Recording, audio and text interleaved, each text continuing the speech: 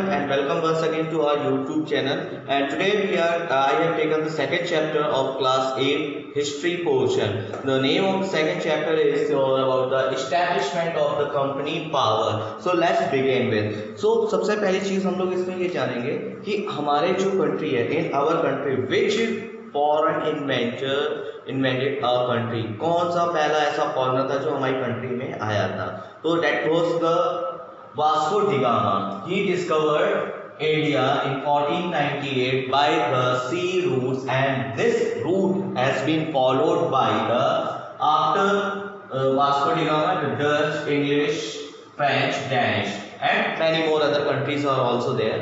But one thing remember कि ऐसा क्या हुआ था कि ट्रेडिंग, अगर हम लोग बात कर रहे हैं ट्रेडिंग की, अगर सिर्फ ट्रेडिंग पर्पस से ही सिर्फ हमारा ये सी ट्रेड रूट ढूंढा गया था, तो उससे पहले भी तो ट्रेडिंग होती थी. तो उसको कॉन्सेप्ट को जरा सा हम लोग पहले थोड़ा सा रिवाइंड हो लेते हैं, थोड़ा सा समझ लेते हैं वो कॉन्सेप्ट क्या था. Suppose that it is our India. ये हमारा इंडिया है, यहाँ पे दिख रहा होगा आपको, मैंने ऐसे ही छोटा सा फिगर बना दिया. ठीक है, this is our Gujarat also. तो अब होता क्या है कि इंडिया का जो ट्रेडिंग रूट था वो हमारा था आपका किसका, सेंट्रल एशिया से. ठीक है, सेंट्रल एशिया से. सेंट्रल एशिया में एक जगह पड़ती है जो आज का प्रेजेंट है टर्की. ठीक है, अब एक चीज ध्यान रखिएगा, जो आज का प्रेजेंट है टर्की, वहां पे हमारा जो है सेंट्रल एशिया में ये बिल्ड था और ये जोड़ता था किसको, यूरोपियन कंट्रीज को जोड़ता था यहाँ पे आकर. ठीक है, अब प्रॉब्लम क्या होती थी, जो टर्की था उस टाइम पे ऑटोमन एम्पायर रूल ओवर कर रहा था. ठीक है, उस टाइम पीरियड में तो जो भी ट्रेडिंग होती थी आपका पार पे, जो भी लैंड एरिया से जो भी ट्रेडिंग होती थी यहाँ से, ठीक है, तो जो इसमें जो मीडिएटर होते थे वो होते थे हमारे टर्की के ट्रेडर्स. वो क्या करते थे, डायरेक्टली इंडियन ट्रेडर कोई भी चीज यूरोपियन ट्रेडर्स को सोल्ड आउट नहीं करते थे. ध्यान रखिएगा, इंडियन ट्रेडर्स जब भी यहाँ से ट्रेडिंग के लिए आपका यूरोप कंट्री जाने चाहते थे, लेकिन बीच में पड़ता टर्की के जितने भी ट्रेडर्स होते थे वो उन चीजों को खरीद लेते थे और फिर वो यूरोपियन ट्रेडर्स को उतने ही महंगे दामों में देते थे. और जो यूरोपियन ट्रेडर्स है, डिमांड ज्यादा थी तो वो अपने लोगों को देते थे, लेकिन इतना प्रॉफिट नहीं आ पाता था. तो उससे इस चीज से बचने के लिए, ठीक है, इस चीज से बचने के लिए उन्होंने यूरोपियन ट्रेडर्स ने जो थे आपके वास्को डी गामा, उन्होंने ये सी ट्रेड रूट ढूंढा था. ये यहाँ से, क्योंकि यहाँ पे हमारा अफ्रीकन कॉन्टिनेंट्स आ जाएगा. ठीक है, इस एरिया में अफ्रीकन कॉन्टिनेंट्स आ जाएगा, यहाँ पे ये यूरोप था, तो उसको पूरा पास करते हुए तो ये जो ट्रेड रूट जो ढूंढा गया था वो इसी पर्पस से ढूंढा गया था. तो जब एक बार ट्रेड रूट मिल गया तो फिर other European countries also following the same trade route. सारी यूरोपियन कंट्रीज जो थी वो इसी ट्रेड रूट से फॉलो होने लगी. अब हम लोग आगे की बात करते हैं. होता क्या है कि all the European trading companies set up their trading center in different parts of our country. जितनी भी यूरोपियन ट्रेडिंग सेंटर्स थे, आपकी कंपनीज थी, उन्होंने इंडिया में अलग अलग जगह पे अपने ट्रेडिंग सेंटर्स को स्टैब्लिश कर दिया था.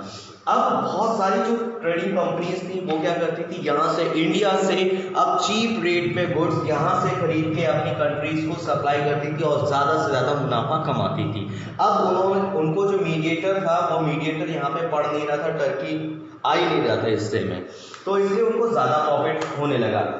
अब देखिए, जो ट्रेडिंग हो रहा था वो तो आपका इंडिया में एक ही सेम टाइप कैटेगरी के गुड्स ही मिलेगा, और जितनी भी यूरोपियन कंट्रीज थी वो सेम टाइप ऑफ गुड्स के ऊपर आपका ट्रेडिंग कर रही थी. They are doing the trading on the same type of goods like as the spices, cotton, silk etcetera. There is a fierce competition between all among. उन सब के बीच में क्या था, एक टफ कंपटीशन था, जिसकी वजह से कभी कभी लोगों उन ट्रेडिंग कंपनियों के बीच में झड़पें भी हो जाती थी, और वो झड़पों ने आगे चल के ट्रेड वॉर्स का भी रूप लिया. बहुत सारे सैड बैटल्स भी हम लोगों ने देखे.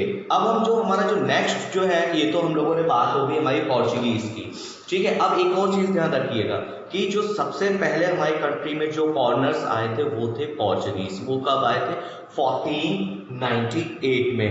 और जो सबसे लास्ट में हमारे जो फॉरेनर्स थे इंडिया के अंदर से, वो कौन गए थे, वो भी आके गए थे पोर्चुगीज. ध्यान रखिएगा, पोर्चुगीज ही सबसे पहले आए थे और पोर्चुगीज भी सबसे लास्ट में गए थे. और पोर्चुगीज जब गए थे हमारी कंट्री से, वो ईयर कौन सा था, वो था हमारा 1961, जब गोवा को आजादी मिली थी. ये ध्यान रखिएगा, 1961 ये डेट, यहाँ ये वो डेट है यहाँ से पोर्चुगीज जो थे इंडिया को छोड़ के गए थे फाइनली, क्योंकि इंडिया तो 1947 में आज़ाद हो गया था, लेकिन उसके बाद गोवा पे जो था वो पोर्चुगीज ने कैप्चर कर रखा था। लेकिन 1961 में जब गोवा में रेवोल्यूशन स्टार्ट हुआ तो उस टाइम पे गोवा को उन्हें छोड़ के जाना पड़ा। तो this was all about the Portuguese traders. Next is our British traders. तो let's go to the British traders.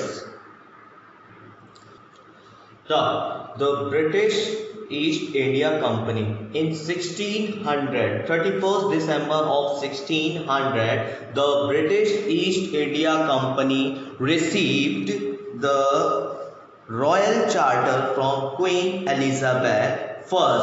यानी कि England East India company receive a royal charter, एक शाही फरमान उसे मिला था क्वीन एलिजाबेथ फर्स्ट की तरफ से, that charter is giving them a whole soul right of monopoly. That means from England there is not any single more company are going to trade with India. India के साथ अब सिर्फ जो trading होगी वो सिर्फ और सिर्फ किसकी होगी, आपकी इंग्लैंड ईस्ट इंडिया कंपनी की होगी। उसके अलावा इंग्लैंड की किसी भी फर्म से नहीं होगी। तो ये उन्होंने एक रॉयल चार्टर यानी शाही फरमान हासिल किया था आपका from the queen Elizabeth first.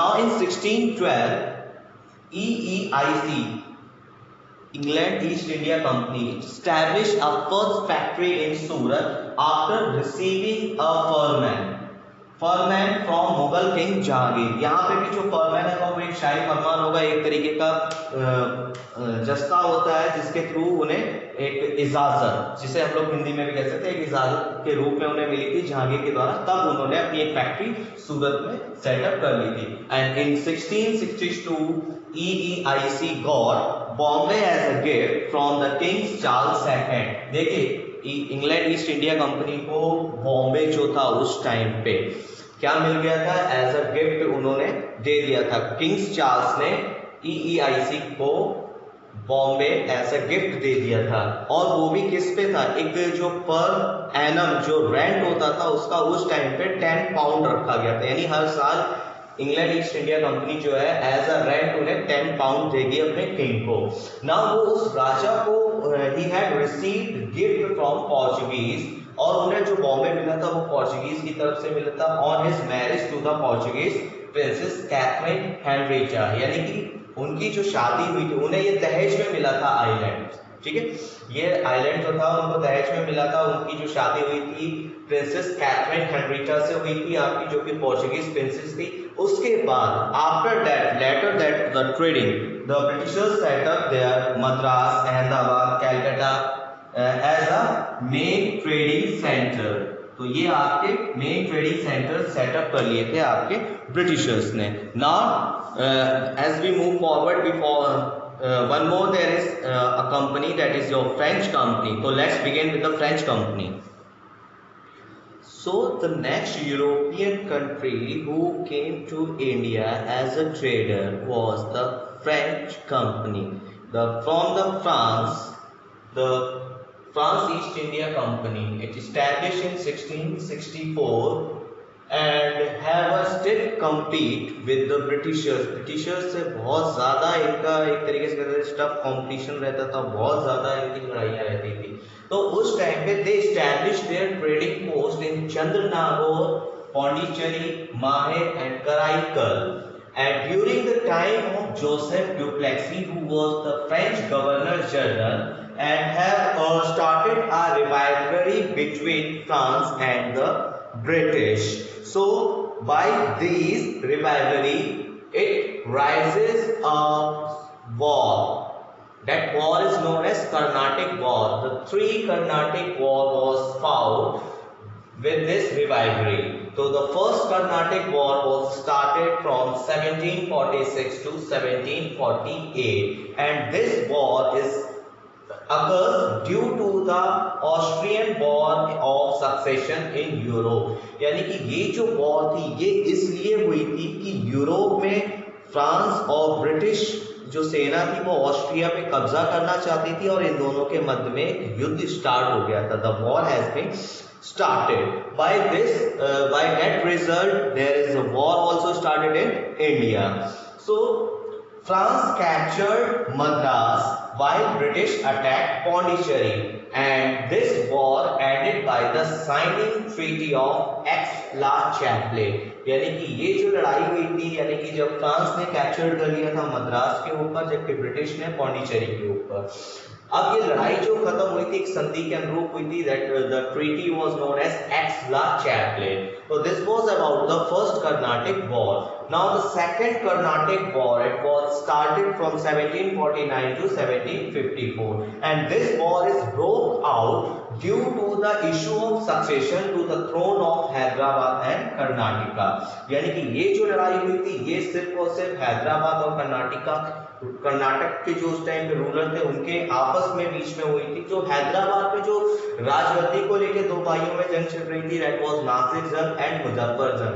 तो here the Nasir Jung has been supported by the Britishers while Muzaffar Jung has been supported by the France. Like same as the Carnatic War, the Chand Sahib and the Muhammad Ali. So they were also fight for the succession of the throne in Carnatic. So Chand Sahib has been supported by the Britishers while Muhammad Ali is supported by the France. So by this the France succeeded. France ने लगभग वो war जीत ली थी, Britishers को हराने में कामयाब हो गया था, but due to the treaty of Pondicherry वो अचानक से हार गया, जीतते जीतते हार गया फ्रांस। और फिर एक ट्रीटी साइन हुई थी, द ट्रीटी ऑफ पौंडीचेरी इन 1754। उसके बाद जिसकी जो टेरिटरी थी वो लौटा दी गई। उसके बाद हमारी स्टार्ट हुई थी, that was the third Carnatic war. तो third Carnatic war was about started in the 1756 to 1763, and this war is break out due to the 7-year wars in Europe. Europe में जो 7 years वॉर चली थी उसी का ही एक नतीजा हुआ था कि यहाँ पे भी एक लड़ाई स्टार्ट हो गई थी। अब इसके अंडर में क्या हुआ था, British captured the Chandernagore and defeated France in the battle of Wandiwash which was held in 1760। Britishers captured the Chandernagore, Britishers ने चंद्रनागौर को कैप्चर कर लिया था और जो बैटल ऑफ बैंडी वॉर्स हुआ था उसमें फ्रांस को हरा दिया गया। और ये जो लड़ाई हुई थी आपकी ये खत्म हुई थी 1763 में with the treaty of Paris. जो ट्रीटी ऑफ पेरिस की वजह से ही ये लड़ाई जो संधि हुई थी उसकी वजह से ये लड़ाई खत्म हुई। लेकिन अब जो था Britishers are become in a dominance, Britishers जो थे वो सत्ता में आ गए थे, वो पावरफुल हो गए थे। एंड ब्रिटिशर्स ने फ्रांस को एक शर्त पे कुछ शर्तें दी थी, उन शर्तों के अनुरूप ही फ्रांस को इजाजत थी कि वो भारत से व्यापार कर सकते हैं। तो क्या क्या शर्तें थी, पहली तो कंडीशन ये थी कि they are not allowed for the fortification, यानी कि वो फोर्टिफिकेशन नहीं कर सकते थे, किलेबंदी नहीं कर सकते थे, वो दुर्ग का निर्माण नहीं कर सकते थे।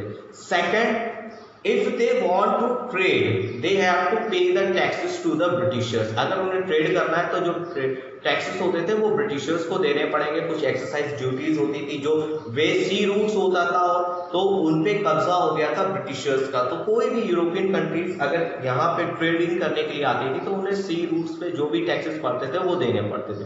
तो ये कुछ कंडीशंस थी। सो क्लास टुडे आज के वीडियो के लिए सिर्फ इतना ही। हम लोग नेक्स्ट वीडियो में आपसे मिलेंगे और उसमें ब्रिटिशर्स ने कैसे इंडिया में एक्सपेंशन किया उसके बारे में जानेंगे। तो एक और चीज मैं कहना चाहूंगा कि आप लोग जितना से ज्यादा हो सके इस वीडियो को शेयर जरूर करिएगा। अगर आप लोग इस चैनल पे नए आए हैं तो इस चैनल को सब्सक्राइब जरूर करिए ताकि अगले आने वाली वीडियो आपको जल्द से जल्द मिल सके। Okay, thank you guys for watching this video.